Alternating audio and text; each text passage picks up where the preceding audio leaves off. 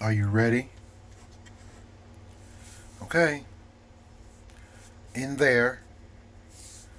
there's 1 part Parmesan cheese, 1 part cornstarch. Yes, cornstarch, not cornmeal. And 2 parts flour, some Italian seasoning, some black pepper, um, and some pistachios. All of that is going in there to be ground up. And then that is going to be the first coating on the chicken tatas, then egg wash, then plain breadcrumbs. Then we go in here and we're going to get fried in some good old fashioned shortening. Shortening because I need to use it up instead of oil because I don't want it to go bad. Anyway, brown it on both sides. When it's done browning, it's not going to be cooked all the way. Then it goes into, well, then I, well, yeah, shit, I don't confuse myself. Um, then I'm going to clean the pan out because I want to use the same pan. Um, and then I'm going to cover it with some Parmesan, shredded Parmesan, not powdered Parmesan like that. Some shredded Parmesan, some mozzarella, some provolone, some Asiago, and then on top of that, some Fra Diavolo sauce, or you could just use plain old spaghetti sauce. Let that cook on a low simmer for a while. While that's doing that, get the spaghetti ready. When the spaghetti's ready, that should be ready. And then the chicken tatas go on top of the spaghetti, and we have chicken parmesan, which is not an Italian dish. It's an American dish, by the way. Okay, this is what it looks like ground up. Um,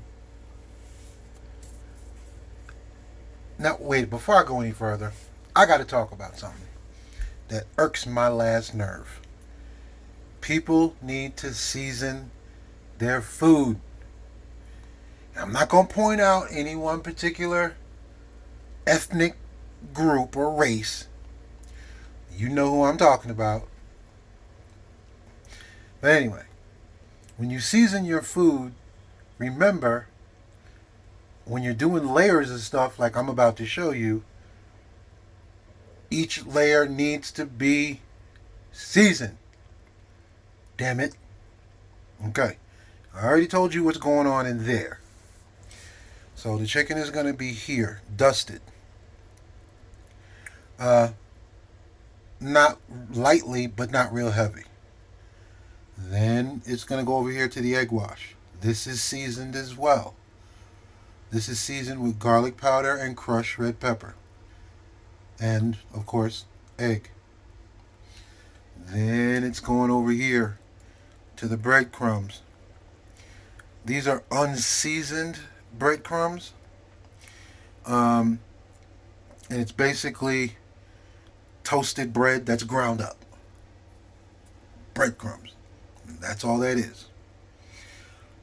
This has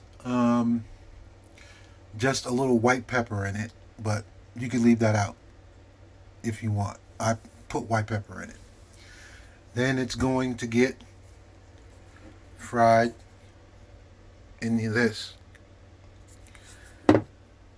There we go. It's not melted yet. So this is seasoning your food. These chicken breasts have been marinating in a brine solution. That's an important step when you're cooking chicken, especially white meat chicken. Brine solution is basically salted water. And no, you don't skimp on the salt. It plays a role that does a couple of things. It gets into the chicken, and it draws out moisture to a degree, but when you cook the chicken, it keeps it moist. But it's not salty. If you're cooking chicken with skin on, I'm not today, but if you're cooking chicken with skin on, the brine actually helps the skin get crispier. It's all kinds of chemical reactions going on that I don't understand and don't really care about. I know that's what it does. So, seasoning your food starts with the beginning, goes through every layer, and it makes your end result that much better. I've lectured enough. I'm not going to show you how to do that and then dip it in here and then dip it in there and then fry it.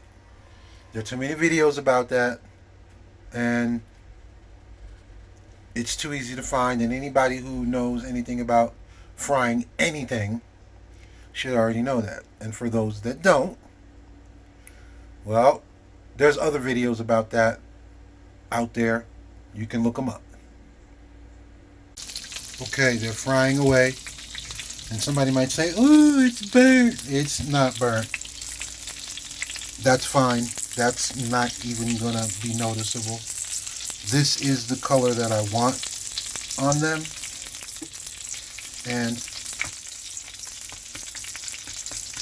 that side is crispy, which is exactly what I want. So, as soon as the other side gets to be like that, I take them out, let them rest on here,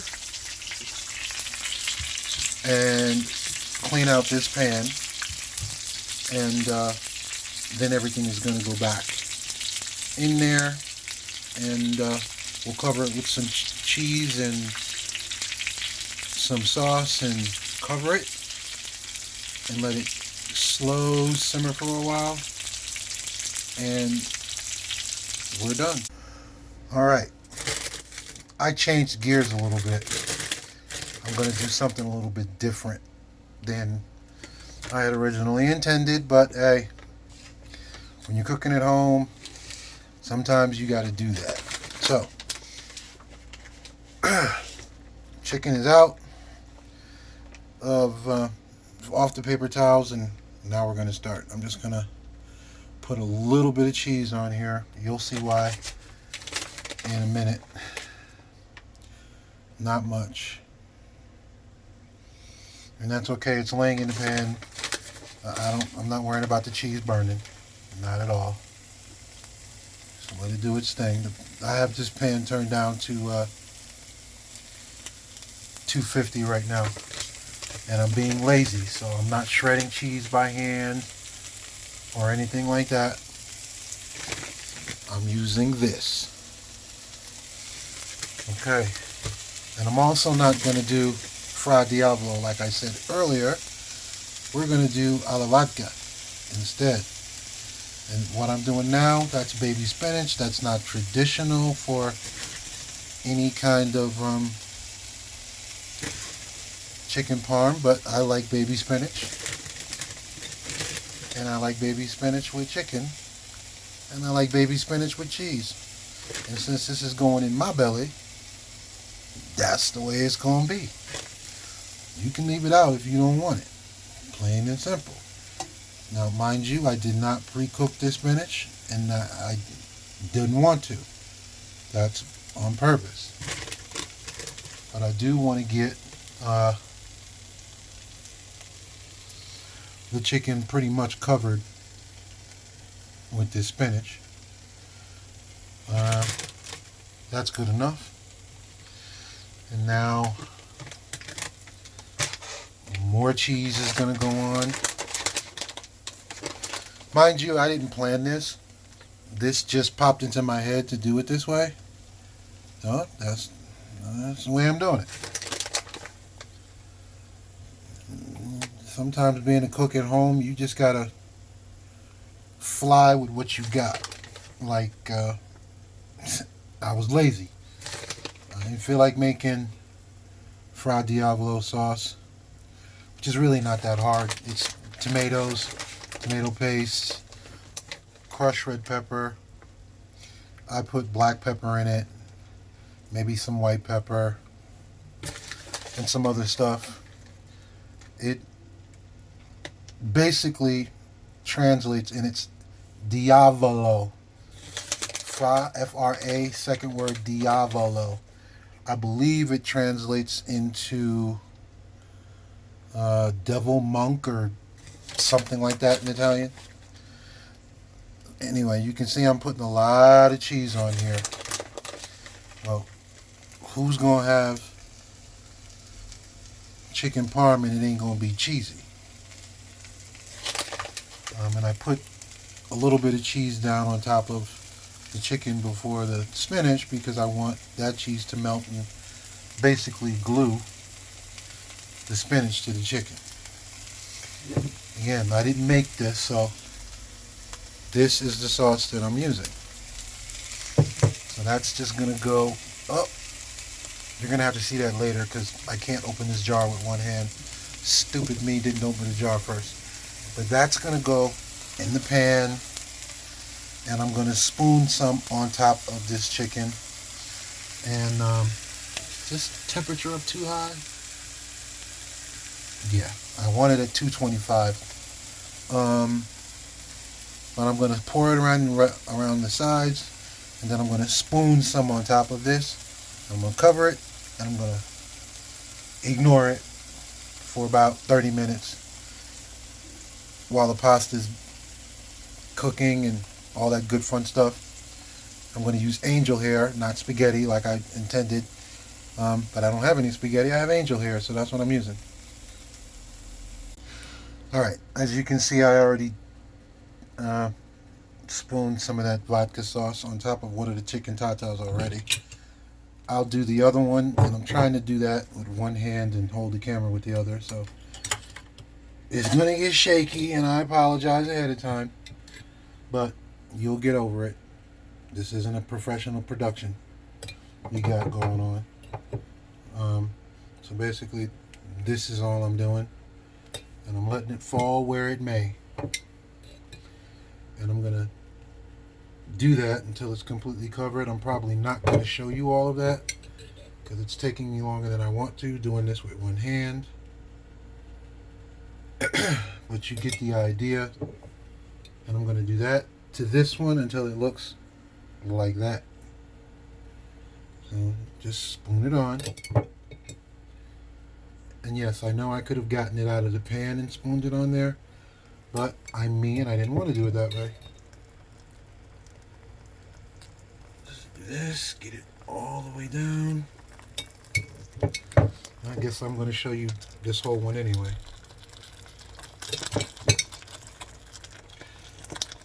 Almost done. I wanted the chicken covered before it started doing this bubbling thing, because I'm not trying to clean sauce from all over this damn kitchen. Alright, there we go. It's covered. Uh-oh, I see a spot I missed. Get on there. Come on. Okay, I see another spot I missed. Okay, you're there, you're covered. I want these chicken tatas completely covered. Like this. Everywhere. Even the spinach and the cheese that's on top. I want everybody covered. Everybody in the pool. Okay. We're done with that. There's a little sauce left over. I'll pour that in here so everybody can coordinate and percolate.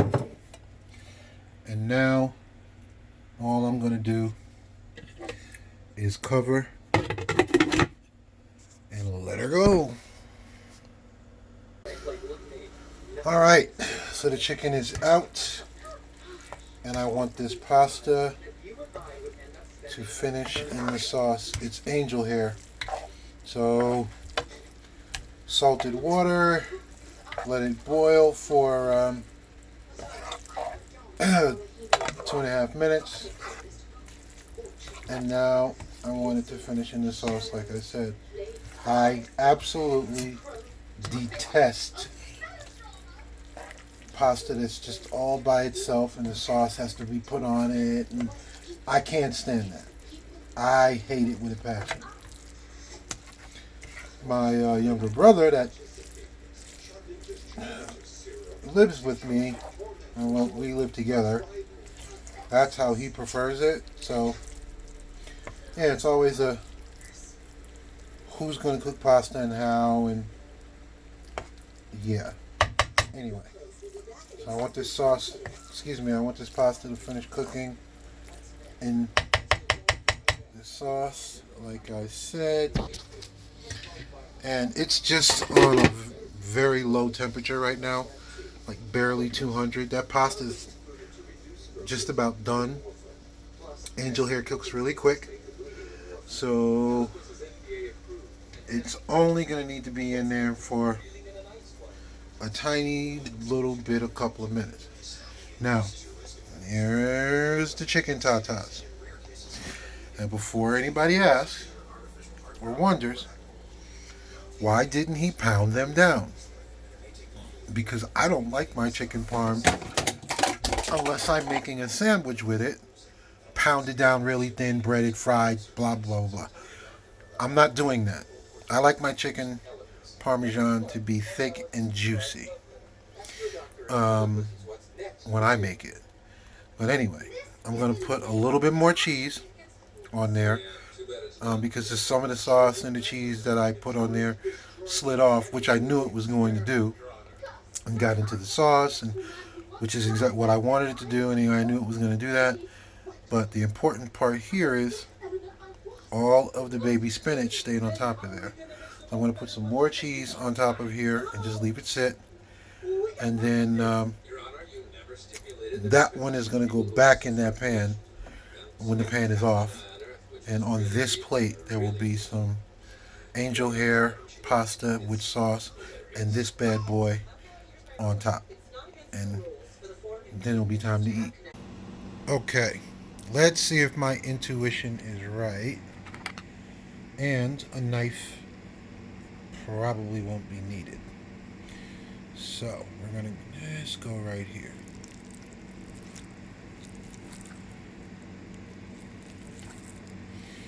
And a knife is not needed.